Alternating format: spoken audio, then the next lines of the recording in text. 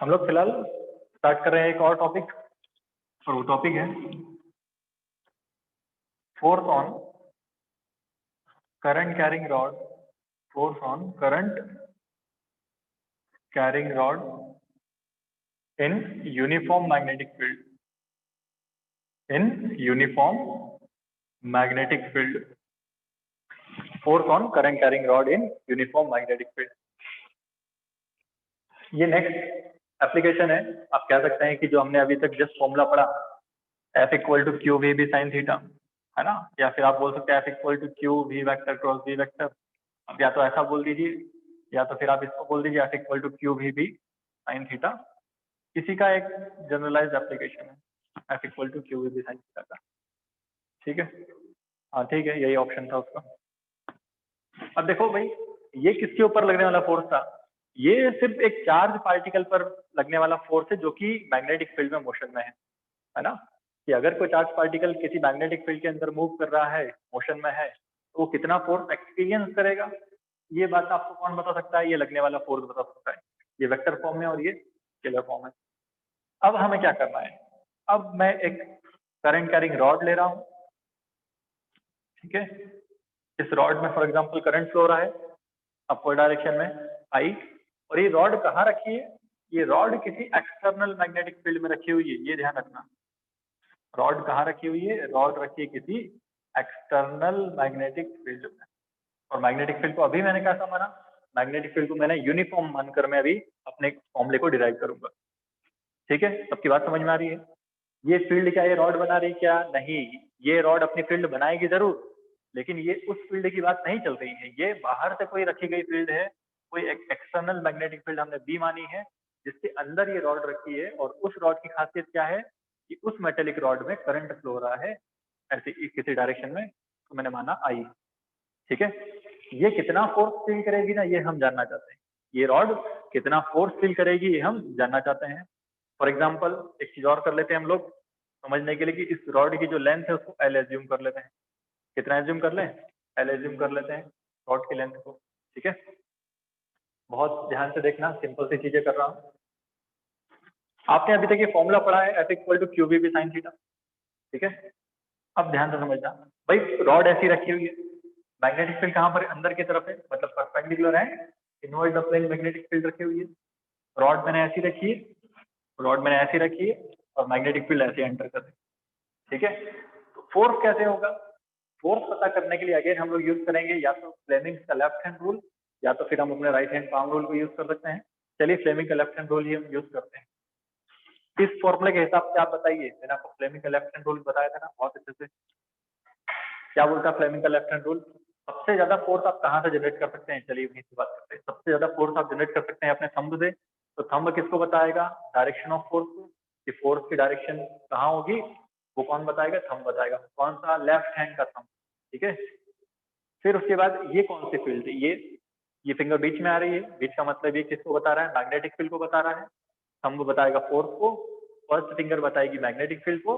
तो जो remaining fingers हैं उसको हमको जब इस डायरेक्शन में रखेंगे, तो ये जो रिमेनिंग फिंगर है ये हमें बताएगी करंट की वैल्यू या करंट की डायरेक्शन। किसको बताएगी? करंट की डायरेक्शन को, या तो फिर ये बताएगी उस चार्ज पार्टिकल के मोशन।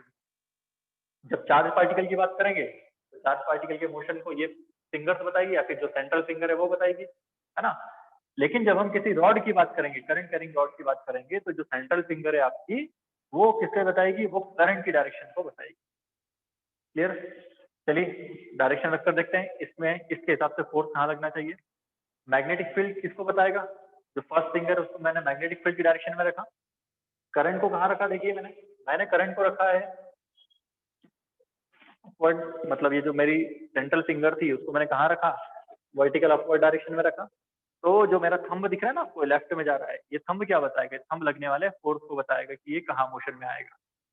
ये सबको समझ में आ रहा है ना? कहाँ आएगा इस पे लगने वाला फोर्स? वो फोर्स इस डायरेक्शन में लगेगा, लेफ्ट साइड डायरेक्शन।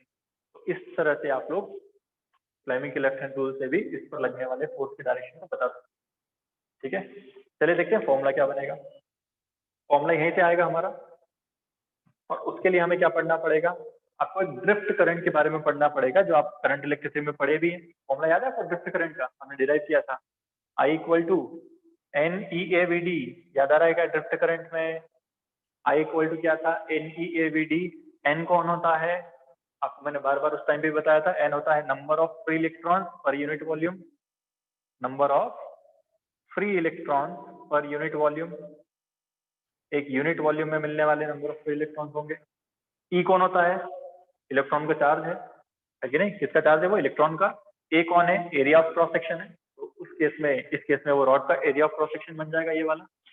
VD कौन होता है? VD होता है ड्रिफ्ट वेलोसिटी। वो D सिर्फ सिंबॉलिक है ताकि आपको याद रहे कि वो ड्रिफ्ट वेलोसिटी है। ठीक है, सब लोग पढ़े ना ये सारी चीजें? मैं यहाँ पर सिर्फ एक छोटा सा केस चेंज कर रहा हूँ कि भाई E को मैं Q लिख रहा हूँ और कुछ भी नहीं। कितना लिख रहा हूँ मैं? E को Q है, वो ध्यान रखना, एक इलेक्ट्रॉन पर चार्ज। कैसे इसकी जरूरत पड़ने वाली है ध्यान से सब लोग देख। S को मैं एज इट इज लिख रहा हूँ, ठीक है। Q कैसे करूँ मैं? Q को कहाँ से लिखूँ? तो उसके लिए आपको यहाँ पर छोटा सा केस पढ़ना पड़ेगा कि देखिए मैंने क्या माना है कि जो लेंथ है, रॉड की जो लेंथ है वो इसके परपेंडिकुलर अभी मोशन में है। नहीं होगी तो मैं आपको बताऊंगा क्या होगा। तो अभी मैं कुछ देर के लिए इसको साइन थीटा को यहाँ पर गायब कर दूं, ठीक है। कुछ देर के लिए मैंने क्या किया, साइन थीटा को गायब कर दिया। बाद में जब हम उसे वेक्टर फॉर्म में रिप्रेजेंट करेंगे अगेन साइन थीटा वहां पर आ जाएगा। अभी हम इस पर फोकस करते हैं कि क्यूबीबी को कैसे लिखें, ठीक है। क्या कोई मुझे इसका वॉल्यूम बता सकता है क्या? वॉल्यूम क्या होगा इसका? मैंने क्रॉस सेक्शनल एरिया मैंने माना है ए, रॉड का जो क्रॉस सेक्शनल एरिया उसको मैंने कितना माना? ए माना। लेंथ ऑफ रॉड मैंने कितनी मानी? एल मानी। तो आप सभी इसका वॉल्यूम मुझे बहुत आसानी से निकाल सकते हैं कि वॉल्यूम ऑफ रॉड क्या होगा? वॉल्यूम ऑफ रॉड हो जाएगा एरिया इंटू लेंथ, है कि नहीं? तो अगर मैं कहता हूं, इसको कुछ देर के लिए लिख लेते हैं इस टाइप से ना। अगर मैं कहता हूं कि भाई इफ एन कौन है? N is number of free electron per unit volume.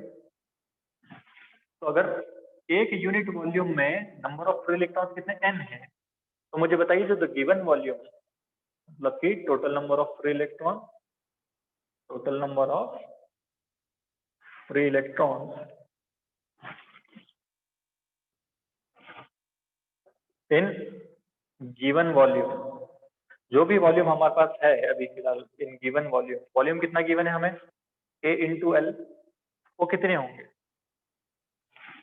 फिर क्या करना पड़ेगा भाई? अगर मुझे एक यूनिट वॉल्यूम का पता है तो जो भी टोटल वॉल्यूम है उससे मैं क्या करूँ? उसको मल्टीप्लाई कर दूंगा। मतलब कि जो total number of free electron है वो कितना हो जाएगा? N into A into L, total number of free electron in the given volume हो जाएगा, है ना। इतने नंबर ऑफ फ्री इलेक्ट्रॉन है तो सोचो ना जरा टोटल चार्ज क्या हो रहा होगा उसमें। जब इतने नंबर ऑफ फ्री इलेक्ट्रॉन से टोटल चार्ज क्या हो जाएगा? तो भाई एक इलेक्ट्रॉन पर चार्ज आपको पता है कितना होता है? 1.6 × 10⁻⁹ कूलम। तो इतने इलेक्ट्रॉन पर कितना होगा? उसके लिए मुझे क्या करना चाहिए? क्यू से मल्टीप्लाई कर दो। क्यू मतलब एक इलेक्ट्रॉन का चार्ज, ध्यान रखना है यहाँ पर, ठीक है। तो N Q A into L हो जाएगा। तो ये क्या निकला है? टोटल चार्ज निकला है। अब हम फोर्स में जानते हैं क्यू क्या है। ये जो क्यू है ये क्या है? इसी को तो हम टोटल चार्ज कहेंगे ना, जो भी उस टाइम पर फ्लो हो रहा है। तो इस क्यू की जगह पर मैं क्या पुट कर दूंगा? मैं इस क्यू की जगह पर पुट करूंगा टोटल चार्ज मेरा।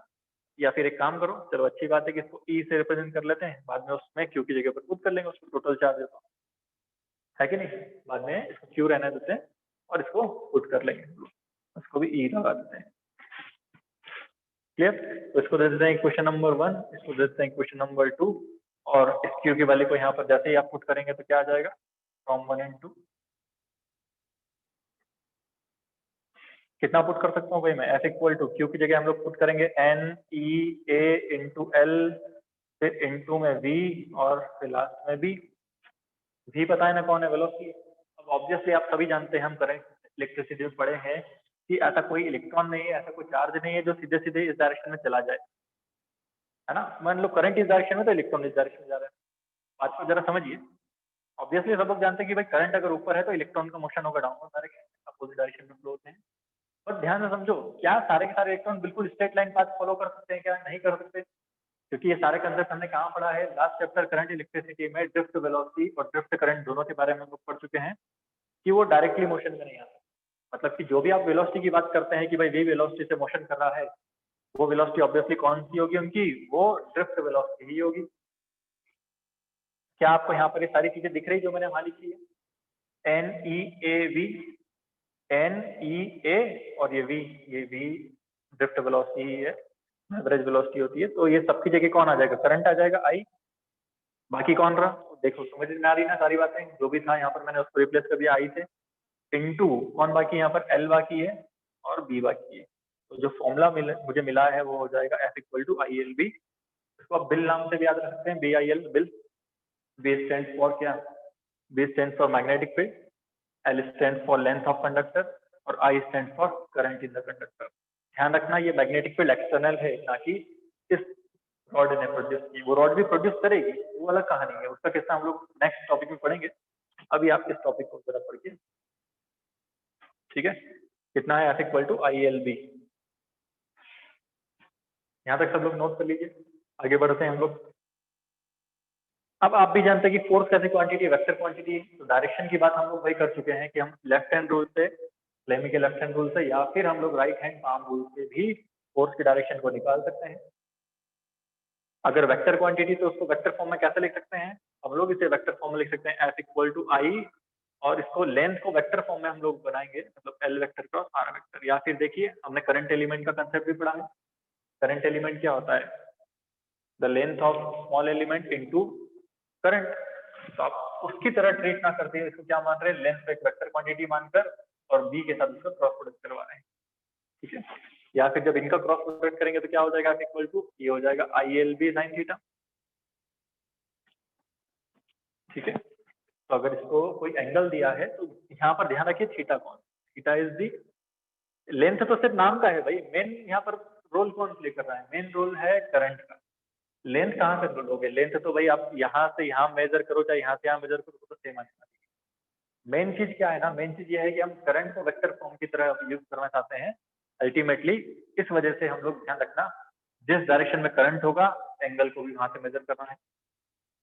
तो ये जो थीटा है इसको हम प्रॉपरली इस तरह से लिख देते हैं कि भाई theta is the angle between, theta is the angle between current मतलब आई एंड मैग्नेटिक फील्ड।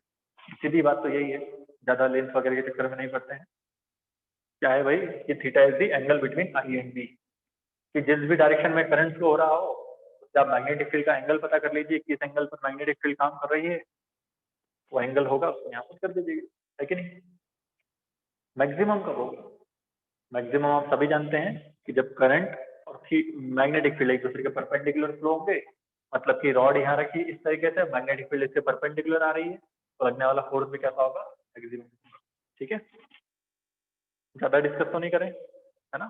ध्यान रखिएगा आप लोग कि अगर आई और बी एक दूसरे के पैरेलल हो गए, पैरेलल होने का मतलब क्या, केस वन फर्स्ट केस की बात करें, आई और बी अगर एक दूसरे के पैरेलल हो गए, इसका मतलब थीटा हो गया 0 डिग्री, लगने वाला फोर्स हो गया 0। मतलब कि देखो भाई मैग्नेटिक फील्ड जा रही है बोर्ड के अंदर ऐसे, सारी मैग्नेटिक फील्ड बोर्ड के अंदर ऐसे जा रही है, और मैंने ना रॉड को ऐसे रख दिया, रॉड को ऐसे रख दिया, तो क्या होगा, कुछ भी नहीं होगा, इस पर कोई फोर्स लगेगा ही नहीं, क्योंकि इसमें जो करंट है वो भी ऐसे ही है। करंट क्लॉक मतलब पैरेलल हो चाहे एंटी पैरेलल, उससे कोई फर्क नहीं पड़ेगा, क्योंकि साइन की वैल्यू 0 डिग्री 180 डिग्री पर सेम होती है। हम क्या बताना चाहते हैं अभी फिलहाल ये कि अगर रॉड इस पोजीशन में रखी और मैग्नेटिक फील्ड भी ऐसी ही जा रही है, तो वो उस पर कोई तरह का मैग्नेटिक फोर्स लगा नहीं पाएगी। फोर्स कब लगेगा, जब वो थोड़े किसी एंगल पर हो, और सबसे ज्यादा फोर्स कब लगेगा, जब वो परपेंडिकुलर हो, मैग्नेटिक फील्ड के परपेंडिकुलर होगी तो सबसे ज्यादा फोर्स वहां पर काम करेगा, ठीक है। तो एफ इक्वल टू 0, ये तो आपको क्लियर हो गया होगा। दूसरी बात क्या, मैक्सिमम कब होगा, जब आई इस परपेंडिकुलर, आई वेक्टर नहीं है, मैं पहले आपको क्लियर कर दूं, आई वेक्टर नहीं है, वैसे समझाने के लिए उसको लिख दिया कि भाई आई और बी वेक्टर नहीं है, लेकिन आई को अगर वेक्टर की तरह यूज करना है तो उसको करंट एलिमेंट बोलिए, करंट डेंसिटी बोलिए, बहुत सारे तरीके घुमाने का, ठीक है। तो यहाँ पर लिख रहे हैं हम लोग आई परपेंडिकुलर टू बी, अगर ऐसा होगा तो लगने वाला फोर्स हो जाएगा मैक्सिमम, मतलब कितना, आई एल बी। आप इसको बी आई एल के नाम से याद रखेंगे ज्यादा बेटर है, और ये हो जाएगा थीटा इक्वल टू 90 डिग्री, ठीक है। चलिए तो इस बात को समझ लीजिए जल्दी से सब लोग।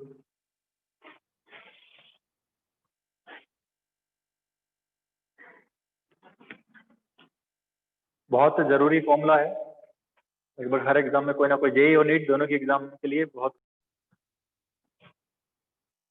कितनी बात क्लियर, कोई डाउट तो नहीं इसमें किसी को भी। चलिए इसका नेक्स्ट केस पढ़ते हैं। अच्छा केस है,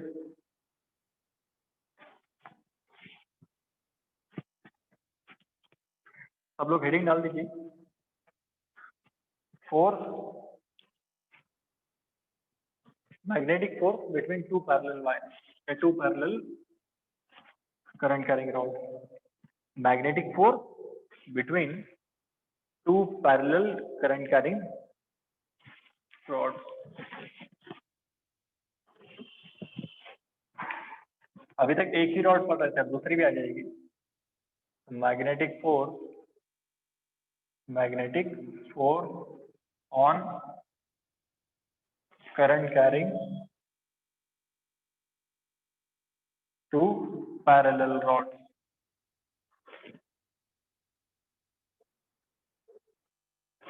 ठीक है, चलिए स्टार्ट करते हैं। सब लोग ध्यान से समझिए, जैसे कि अभी मैंने आपको समझाया, F इक्वल टू कितना लगता है फोर्स, लगने वाला फोर्स होता है F इक्वल टू ILB। कितना होता है F इक्वल टू ILB। तो ये केस बहुत ज्यादा इंपॉर्टेंट है हर बच्चे के लिए, नीट हो चाहे जेई हो, अच्छे से समझिएगा। और बहुत ही सिंपल सा है, आपको दोबारा कभी याद रखने की जरूरत नहीं पड़ेगी।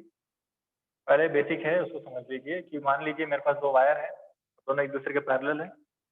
ठीक है, इनके बीच एक सर्टेन डिस्टेंस है, वो डिस्टेंस को अज्यूम कर लेता हूँ मैं, कितनी R है। ठीक है, एक में करंट इस डायरेक्शन में है, मान लेते हैं I1, दूसरे में भी अभी मान लेते हैं कितना करंट है I2।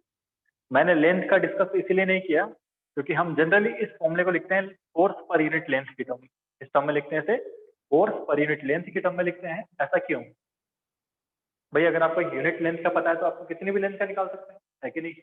आपको अगर यूनिट लेंथ का पता है तो आपको 10 मीटर लेंथ बोला तो 10 से मल्टीप्लाई कर दीजिए, 50 बोला तो 50 से मल्टीप्लाई कर दीजिए। तो जनरली हम इस फॉर्मूले को किस फॉर्म में लिखते हैं? इसे हम फोर्स पर यूनिट लेंथ के फॉर्म में बनाएंगे। तो ऐसा मान लेते हैं कि इसकी जो एक लेंथ ले लेते हैं हम लोग, उस लेंथ को मैं L एज्यूम कर लेता हूँ। कितना एज्यूम कर लेता हूँ? L एज्यूम कर लेता हूँ। ठीक है, इस पर मुझे लगने वाला फोर्स निकालना है। रॉड काफी लंबी है, मतलब ऐसा कुछ केस नहीं है, रॉड लंबी है। ठीक है, अब सुनिए, इसमें करंट है, इसमें भी करंट है, तो ये क्या करेगा? जो करंट कैरिंग रॉड है अपने चारों तरफ ऐसे मैग्नेटिक फील्ड को बना देगा। सिमिलरली ये जो वायर है ये भी क्या करेगा? अपने चारों तरफ मैग्नेटिक फील्ड को ही प्रोड्यूस करेगा, है कि नहीं? तो सबसे जरूरी बात क्या है वो आप नोट करिए। सबसे जरूरी बात है कि इफ डायरेक्शन ऑफ करंट मतलब I1 एंड I2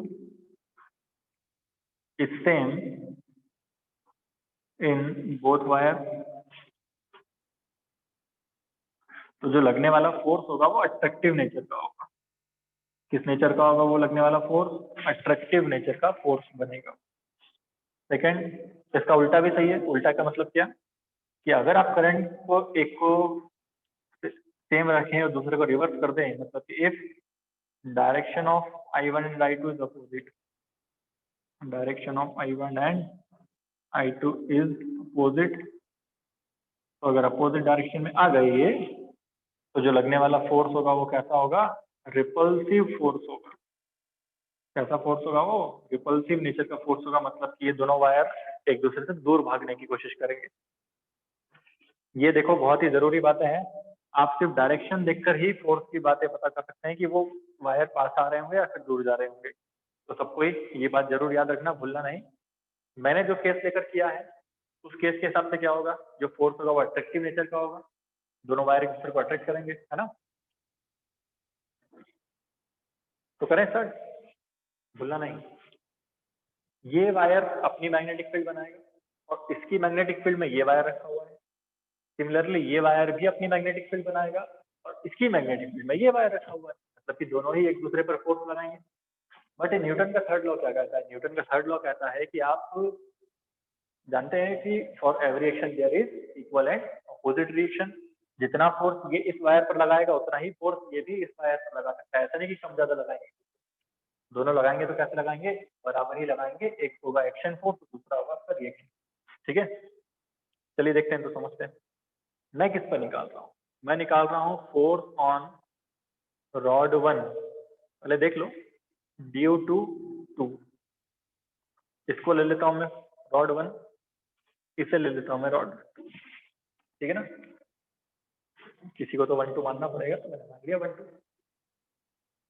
तो फोर्स ऑन रॉड 1। अब इस फॉर्मूले के हिसाब से जरा बताइए तो, जो करंट हम लोग लेते हैं वो किसका लेते हैं?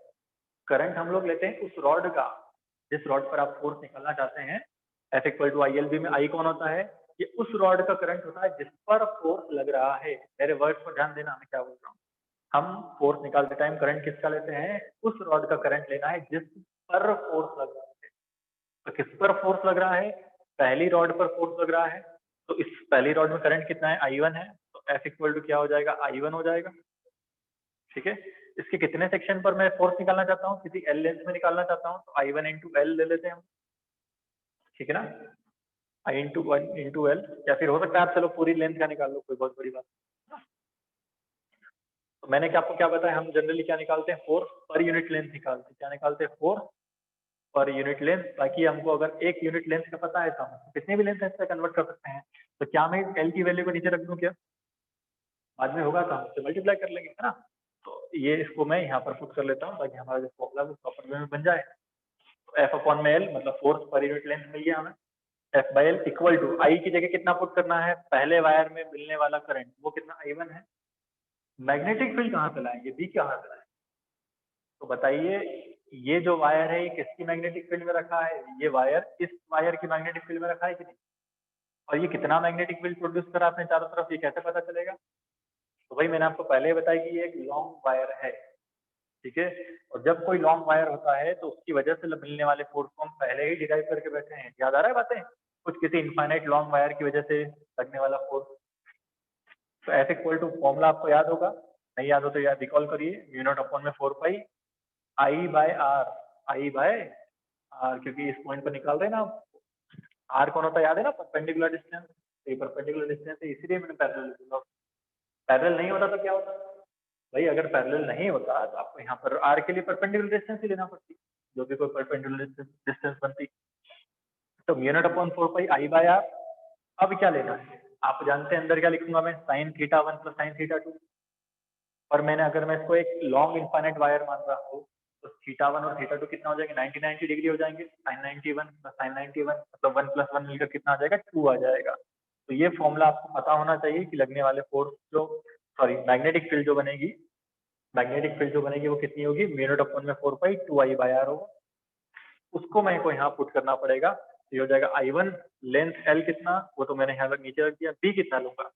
B की जगह पर ये सब बातें आपको लिखना पड़ेगी। कितनी बातें हैं वो? यह है म्यू नॉट अपॉन में 4 पाई। कैंसल आउट मत करना, चाहे तो कर सकते हैं लेकिन हम लोग वो उसी फॉर्म में रखेंगे जिसको मैं आपको लिख, ताकि जब जरूरत पड़े तो हम म्यू नॉट अपॉन 4 पाई की वैल्यू को वहां पुट कर सकते हैं। ठीक है। तो म्यू नॉट अपॉन में 4 पाई 2, ये कौन सी मैग्नेटिक फील्ड है? ये मैग्नेटिक फील्ड इस करंट की वजह से प्रोड्यूस हो रही है, इसलिए क्या लिखूंगा? 2 I2 अपॉन में R, है कि नहीं? बस आपको सिर्फ इसको रीअरेंज करना है प्रॉपर वे में। तो हमने क्या निकाला है? हमने निकाला है फोर्स पर यूनिट लेंथ। ये भूलना नहीं, मैंने आपको फोर्स नहीं निकाला है, मैंने फोर्स पर यूनिट लेंथ निकाला है। तो वो कितना आ जाएगा? वो आ जाएगा F by L equal to mu naught upon में 4 पाई, फिर 2, फिर I1 into I two, 2 I1 into I two upon में R। ये फॉर्मूला आपको यहाँ पर याद रखना है, रट जाएगा तो बहुत कठिन थोड़ी है।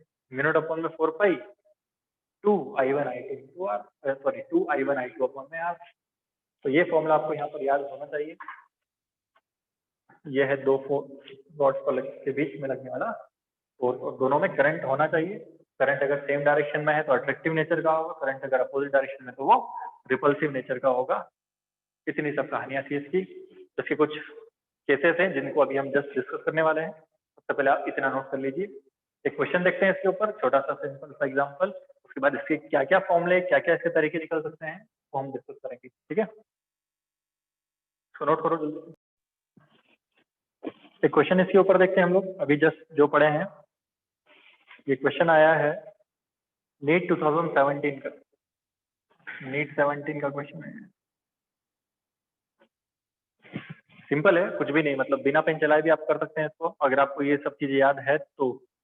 कैसे, जरा देखिए।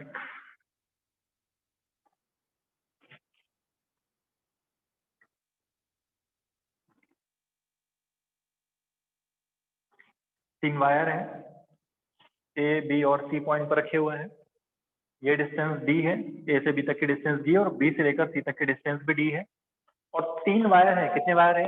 3 वायर है, तीनों में सेम करंट फ्लो हो रहा है, मतलब इस वायर में भी कितना करंट फ्लो हो रहा है? आई। इसमें भी कितना करंट फ्लो हो रहा है? आई। और इसमें भी कितना करंट फ्लो हो रहा है? आई। तुम सोचोगे वायर तो दिख ही रहा है, बिल्कुल नहीं दिखेगा। कहाँ से दिखेगा? क्योंकि वायर ऐसे रखा हुआ है। कैसा रखा है? ऐसे। तुम्हें ये पेन का क्या दिख रहा है? तुम्हें पेन का ये जो दिख रहा है ना, क्या दिख रहा है? तो सिर्फ ये वाला पार्ट ही तो दिख रहा है ना, गोल गोल। बस सेम वही कैसे यहाँ पर कि जो वायर है वो ऐसे जेड एक्सिस पर रखे हुए हैं, इस तरह से रखे हुए हैं। तीनों में सेम करंट फ्लो हो रहा है, आई।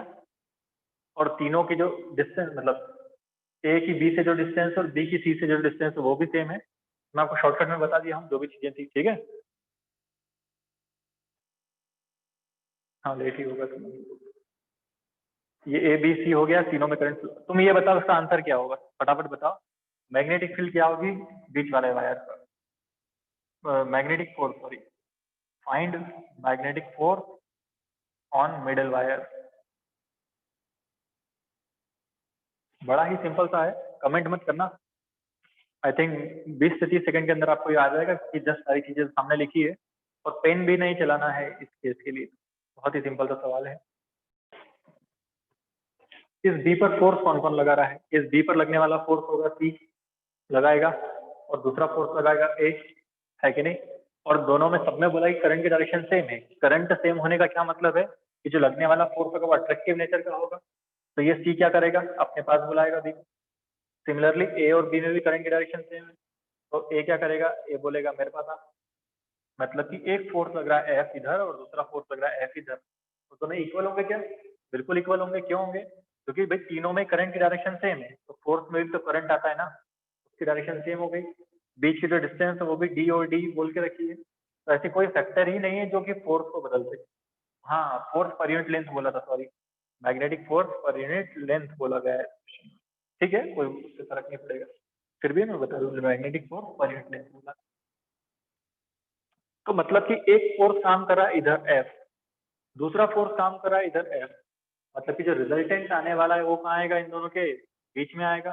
और ये सभी लोग जानते हैं कितने एंगल पर आएगा? 45 डिग्री, क्योंकि एग्जैक्टली सेम मैग्नीट्यूड के फोर्स काम कर रहे हैं। कितना आएगा ये भी हम जानते हैं, पहले से रख के बैठे हैं। कितना आएगा वो? √2f आएगा। सबको पता है, नहीं बातें तो। कितना आएगा वो? √2f। जब इसका रिजल्टेंट निकालेंगे तो बस आप एक वायर की वजह से फोर्स निकालो, उसमें √2 से मल्टीप्लाई कर दो। मतलब कि हमारा जो आंसर वो कितना आना चाहिए? देखिए ऐसे बन गया ना, तो हवा में ये कितना हो गया? √2। एफ की वैल्यू क्या होगी? एफ की वैल्यू के लिए सामने लिखा, फोर्स पर यूनिट लेंथ क्या होता है? वो होता है μ0/4 पाई 2 आई स्क्वायर। I1 I2 क्या होगा? आई स्क्वायर अपॉन में डिस्टेंस कितनी है? डी है। अब देख लेते हैं इसके ऑप्शन क्या बोल रहे हैं। ऑप्शन में भाई देखिए 4 को काट के रखा है। आप भी जानते हैं 2 से काटेंगे तो नीचे कितना आएगा? 2 आएगा, है ना। और ऊपर √2 है और नीचे 2 है। इसका मतलब क्या? इसका मतलब है कि ये √2 से √2 कटेगा तो आ जाएगा μ0 में, नीचे बाकी रहेगा √2, तो हो जाएगा √2 पाई, ऊपर हो जाएगा आई स्क्वायर बाई डी। तो ये मेरे पास ऑप्शन में है, दिख रहा है मुझे। सिंपल है, इसमें क्या कठिन है? देखो ये आंसर निकल गया। इसमें मैंने क्या किया? कुछ ज्यादा दिमाग लगाया क्या? बट उसके लिए मुझे ये सारी चीजें पता होना चाहिए। तो F=QVB से F=ILB आता है। F=ILB से लगने वाला फोर्स निकालते हैं हम लोग दो रॉड के बीच का। काफी इंपॉर्टेंट है, इस पर अच्छे अच्छे सवाल भी मिलते हैं। लेकिन फिलहाल मैं सोच रहा था कि कुछ टॉपिक बता। चलो ठीक है, इसके आगे हम लोग कल पढ़ेंगे, कंटिन्यू करेंगे, है ना। ज्यादा बच्चे हैं भी नहीं, मुझे भी और फिर कुछ काम है, तो इसके आगे हम कंटिन्यू